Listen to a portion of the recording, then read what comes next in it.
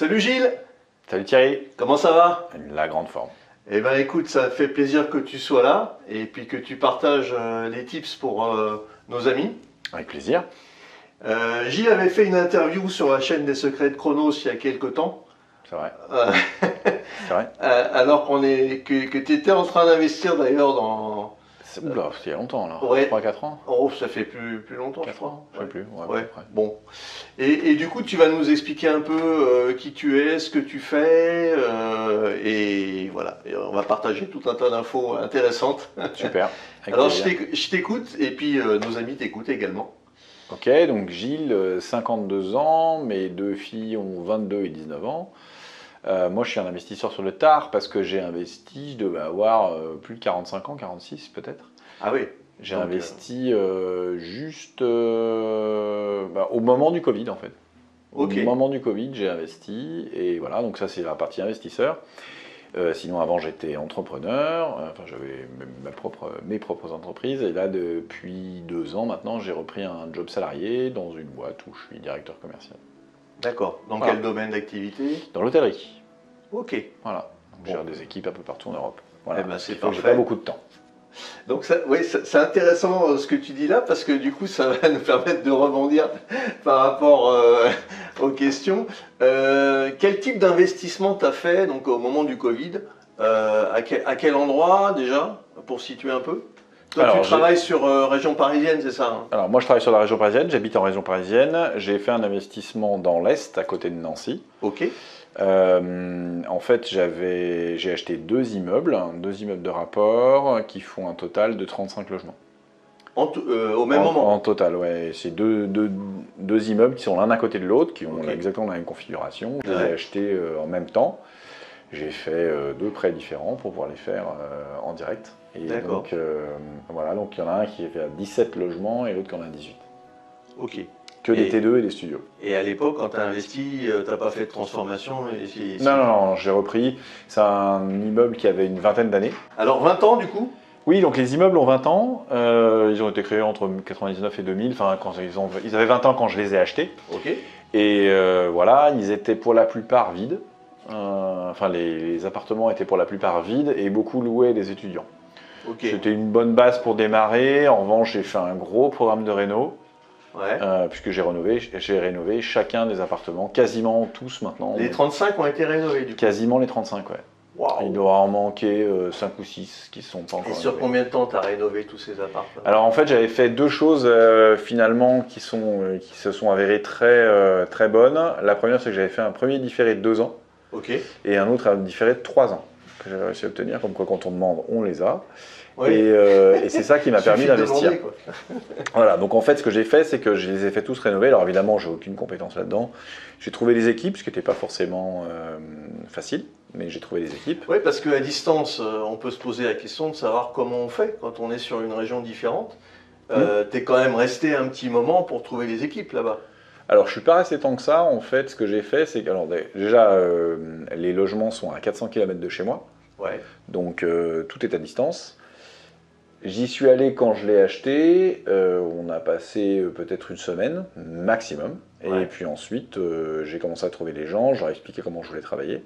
Ok. Et puis, on a rénové ça petit à petit entre la logistique. Il n'y a pas d'agence qui gère tous les logements. Je suis Ouais. passé en direct avec D'accord. quelqu'un que j'ai trouvé. Ok.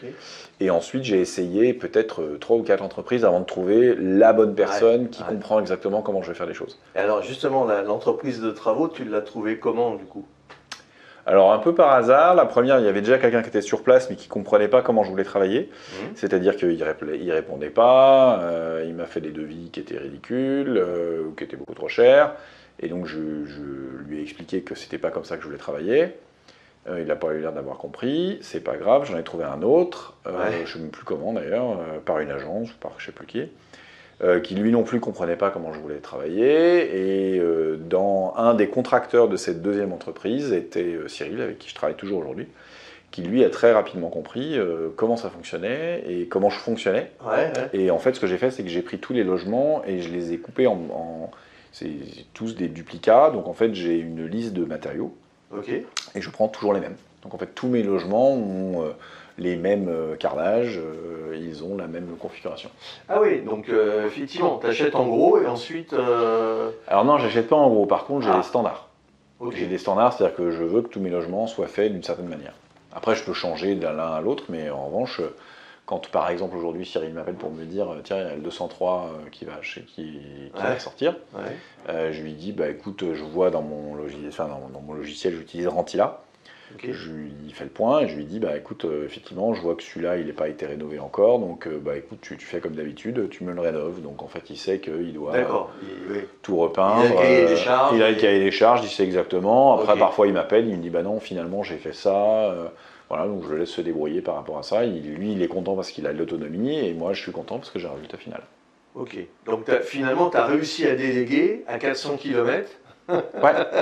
sans être, entre guillemets, appelé toutes les 2 minutes, quoi. Alors non, je ne suis pas appelé toutes les 2 minutes Ouais. sur la partie rénovation, non plus sur la partie gestion. Juste parce que j'ai vraiment standardisé beaucoup les choses. Ok. Et ensuite, je les ai organisées d'une certaine manière. C'est-à-dire qu'en fait, tout est processé. Ouais. Donc, quand je reprends l'exemple de Cyril m'appelle pour me dire il y a le 203 qui se libère, Ouais. qu'est-ce que tu veux faire? Je lui dis bah écoute, tu me le remets à neuf. Mhm. Il sait très bien, j'ai pas besoin de lui expliquer. Il sait qu'il doit enlever la cuisine parce que c'est des cuisines, des kitchenettes. Ouais. Il doit trouver des meubles hauts qui sont de la couleur qu'on a généralement déterminée. Il sait très bien comment rénover tout ça. Il sait que la salle de bain, si c'est une baignoire, il faut qu'il l'enlève pour pouvoir mettre une douche. Ok. Voilà, donc on a trouvé un protocole. Lui, Génial. il sait comment ça marche. Je l'embête pas sur les délais. Les tarifs, il sait qu'il est payé au moment où il émet sa facture. Ouais. Et donc ça fait des bonnes façons de travailler. Et alors, comment tu as évolué? Parce que ces 35 appartements, ok, tu as dit que tu les as rénovés au fur et à mesure. Et est-ce que tu as fait du nu, du meublé? Quelle a été ta stratégie en fait? Alors, quand tu achètes un immeuble, de toute façon, tu récupères les baux. Donc en fait, j'avais un certain nombre de baux qui étaient déjà c'est sûr, en ouais. cours, donc là, j'ai rien pu faire. C'était que des baux nus. Ok. J'ai tenté le meublé, mais qui est plus pas très intéressant pour moi côté gestion, parce que c'est une SCI à l'IS. D'accord. Donc en fait, j'ai aucun intérêt à faire du LMNP, ce genre de choses, Ouais. parce que c'est une SCI à l'IS, donc j'ai aucun avantage fiscaux à faire de la location meublée. Ok. Donc j'ai essayé le meublé pour voir si ça marchait mieux, parce que c'est en partie, les logements sont en partie destinés à des étudiants. D'accord. Et Ouais. ces étudiants, je me suis mis à leur place, je me suis dit comment Ah est-ce ouais, que je pourrais avoir quelque chose de bien. Ouais. Et donc voilà, donc j'en ai fait certains qui sont en meublé, mais forcément ça marche pas forcément très bien. D'accord. Les gens préfèrent, même les étudiants préfèrent importer leur meuble. Ouais, c'est assez étonnant. Ah ouais, curieux. Ouais. Voilà, donc j'ai du nu, Ok. du meublé, et j'ai fait de la LCD aussi, puisque j'ai rencontré un de mes voisins, Ah.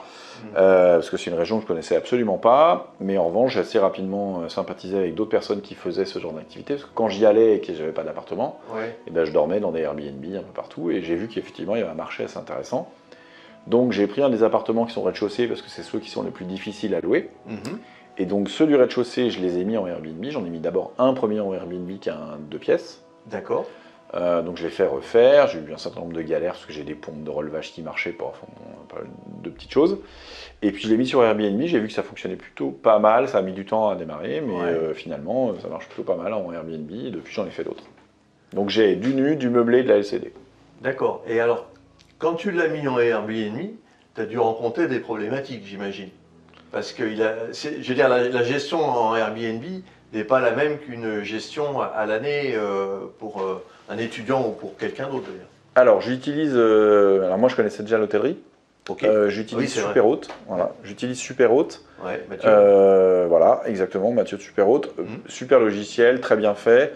Et je savais dès le début ce que je voulais faire. C'est-à-dire que comme je suis à distance, c'était des boîtes à clés, Ok. automatisées, Ouais. avec un maximum d'automatisation.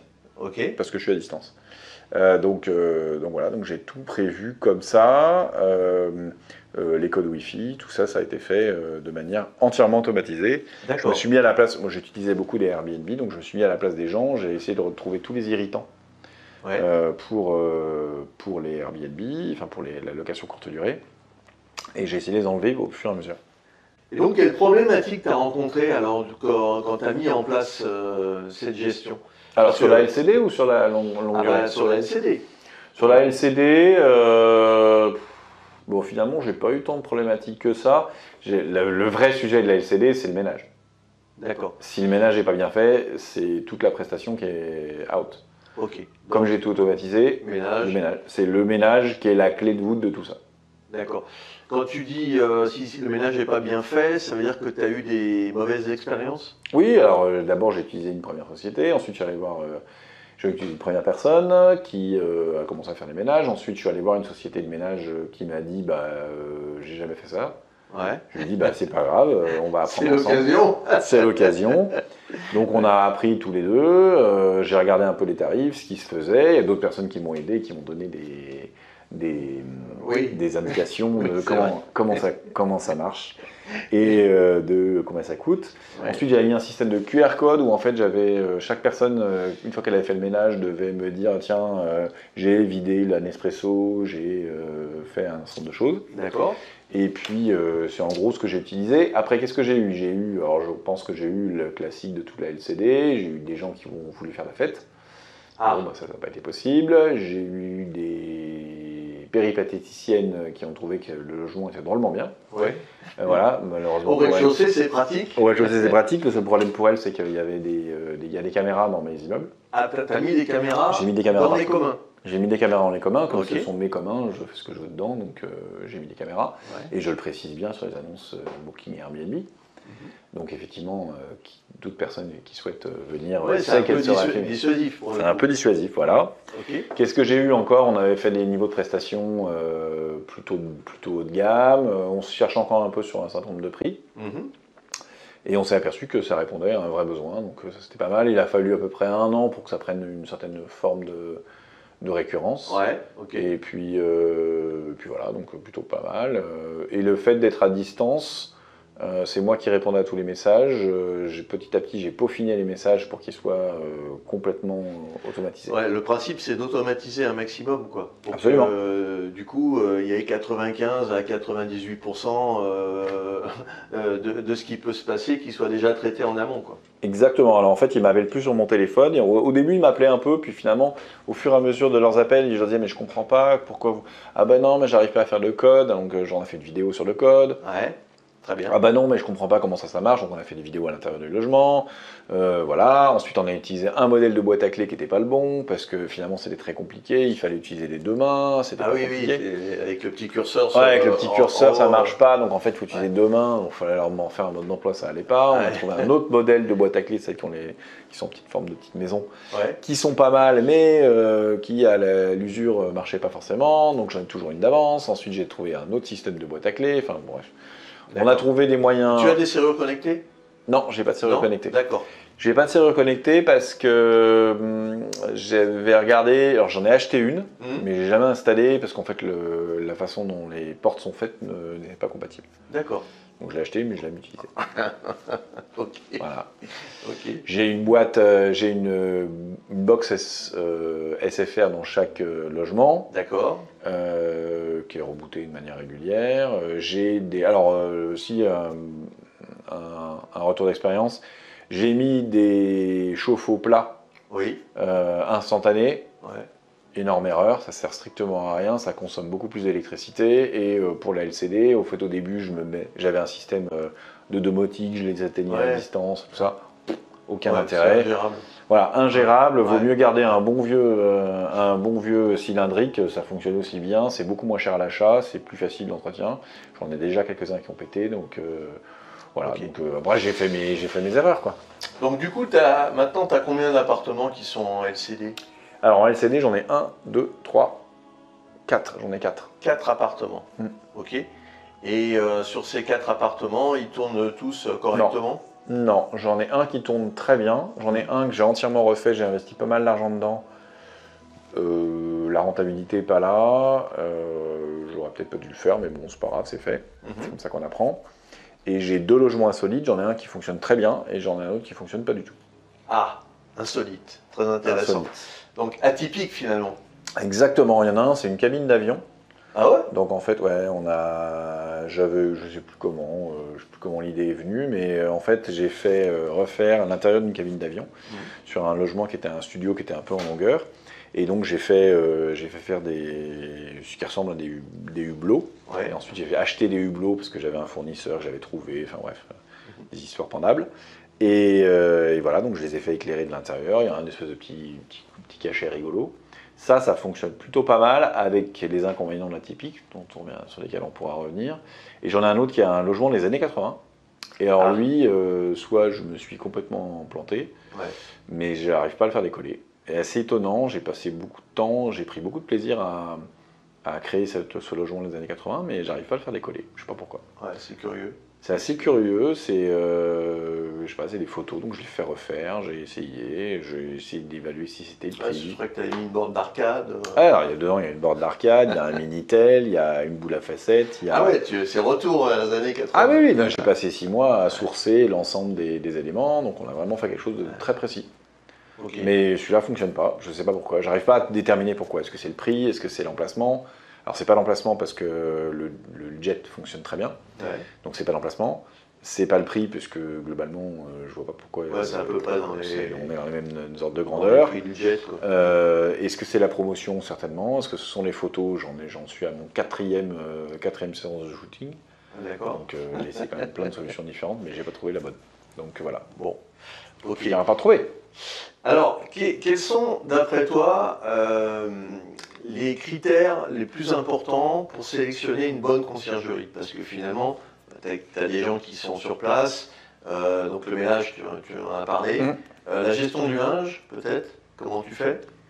Alors, j'ai essayé plusieurs solutions. D'abord, à un moment, j'avais fait faire le linge à l'intérieur, parce que j'ai une laverie dans un des immeubles.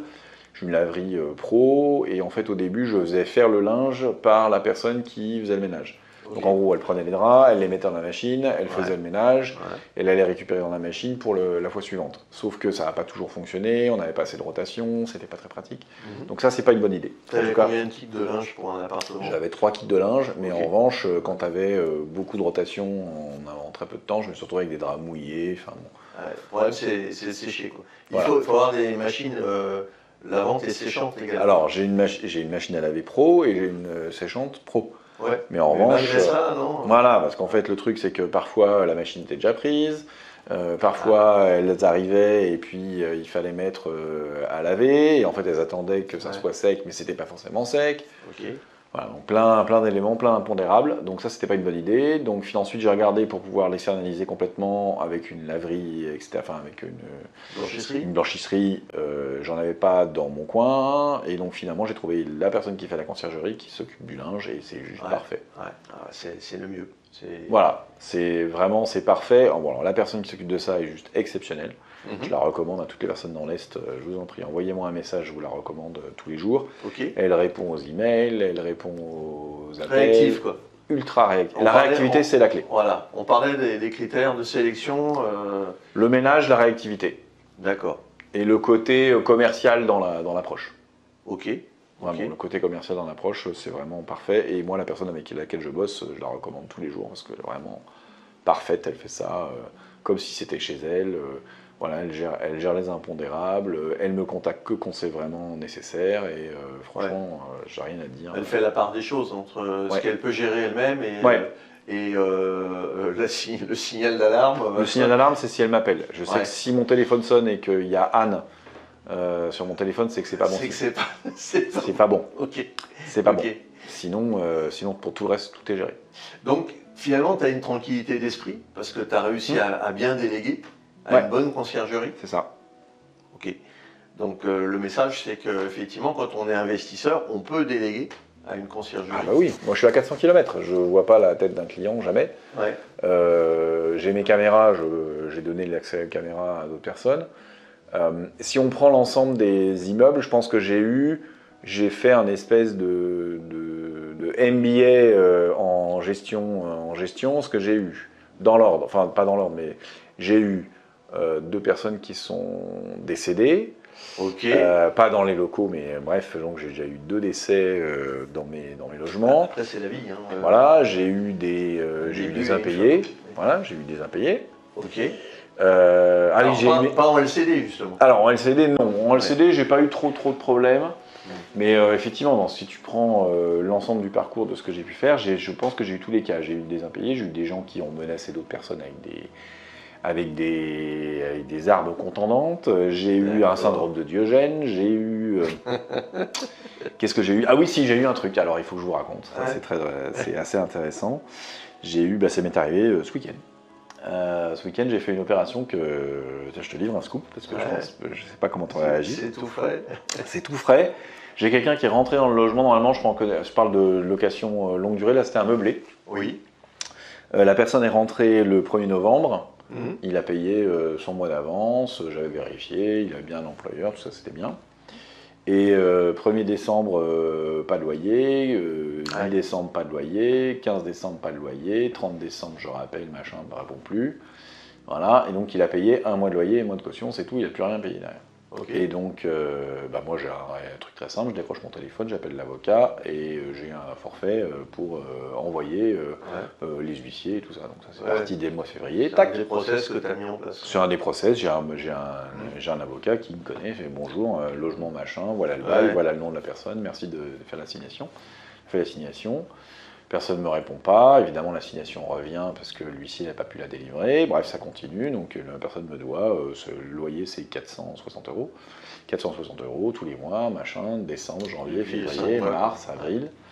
Et en avril je l'ai au téléphone, par email il me dit promis je m'en vais le 1er mai. Ok, 1er mai arrive, repart, je commence un peu à montrer les crocs, et puis j'avais reçu l'assignation pour le tribunal. Pour le 15 septembre, il m'avait dit promis, je m'en vais le 4 mai. Donc le 3 mai, je lui ai dit bon bah ok, super. Et d'ailleurs c'est très bien parce que de toute façon vous allez devoir payer. Il reçoit et il dit ah bah en fait je vais rester jusqu'au 15 septembre parce que je suis convoqué le 15 septembre. Donc là je commence à lui dire que ça va pas le faire. Donc en fait il n'y a pas 50 millions de solutions. Soit vous avez des copains et là vous rentrez dans l'illégalité, c'est-à-dire que vous avez des copains qui vont toper à sa porte et pour lui mettre la tête au carré et le virer. Solution 1 mais qui est illégale. Voilà, c'est strictement illégal, donc ça je ne fais pas. Solution 2, vous essayez de lui mettre une pression gentille, alors d'expérience je sais que de toute façon ça sera 2 ans. C'est-à-dire que la personne va arriver, rester, et donc moi elle était convoquée le 15 septembre, ça veut dire qu'en gros la décision du tribunal allait tomber à peu près le 15 novembre, parce que généralement ils mettent 2 mois pour pouvoir prendre une décision. Dans le meilleur des cas. Dans le meilleur des cas, 15 novembre, trêve hivernale, avril. Ça repasse sur avril. Voilà, donc avril à 460 € par mois, et bien j'en étais à 4000, 5000 €. Donc je suis allé le voir, et en fait c'est lui qui m'a suggéré cette idée-là, il m'a dit moi vous me donnez l'argent, je m'en vais. Et je lui dis pardon, je vous donnais l'argent, vous rigolez quoi, je vais vous donner l'argent pour partir. Et en fait j'ai réfléchi et je me suis dit en fait soit je perds 5000 € parce que de toute façon il va rester 1 an. Et tu lui as donné combien du coup? Alors je lui ai donné, âpre négociation, c'était compliqué. 1000 €? Non, 650 €. Ah. Donc je lui ai filé 650 € en liquide pour qu'il se barre. J'ai fait un petit papier si ça intéresse quelqu'un. J'ai fait un petit papier pour qu'il s'en aille. Moi je pense que c'est une très bonne solution parce que parfois on peut aussi les aider. Je suis d'accord, c'est pas rigolo. Je paye pour quelqu'un s'en aille de chez moi quand même. Mais il vaut mieux quelque part parce que. J'aurais préféré faire ça avant de payer les 900 € à mon avocat préféré. Je comprends, mais tu vas pouvoir peut-être le relouer ou faire de la réno avec Cyril. Pour pouvoir redémarrer autre chose. Parce que je sais pas dans quel état il est nickel. La personne, c'est pas compliqué. J'étais avant-hier et quand j'étais dans le logement, le monsieur était là avec moi et je lui ai dit vous me le rendez nickel, sinon je vous déduis. J'avais mon argent liquide dans la main. L'idée aussi, c'est qu'on peut les aider en disant je vous paye le déménagement ou s'il a des meubles à lui. Je vous paye un camion. Ah non, mais là c'était un meublé. C'était un meublé. C'était un meublé. Donc, il a fait le ménage, il est parti et je lui ai donné ça et je lui ai dit maintenant vous pouvez partir parce que ça va pas le faire. Donc c'est bien la première fois. Alors je pensais vraiment avoir tout fait dans mon parcours, mais là c'est quand même la première fois que je paye quelqu'un pour qu'il s'en aille de chez moi. Mais bon quelque part, ça te permet de le relever facilement et finalement de pas être trop perdant quoi. Parce que, j'ai appris plein de choses. Je prends systématiquement des garants. Là, j'en avais pas pris parce que c'était un peu compliqué. Bref, j'ai fait confiance, j'ai eu tort. Maintenant, c'est parti différemment. Voilà, donc donc ça c'est la nouveauté du jour. C'est la première fois que je fais ça. Ouais. Mais écoute, je sais pas, demain on va découvrir des nouvelles choses. Non, mais l'immobilier, c'est ça qui est rigolo, c'est qu'il y a toujours quelque chose de différent finalement et qu'il faut s'adapter. Parce que si tu t'adaptes pas, tu crèves, quoi, quelque part.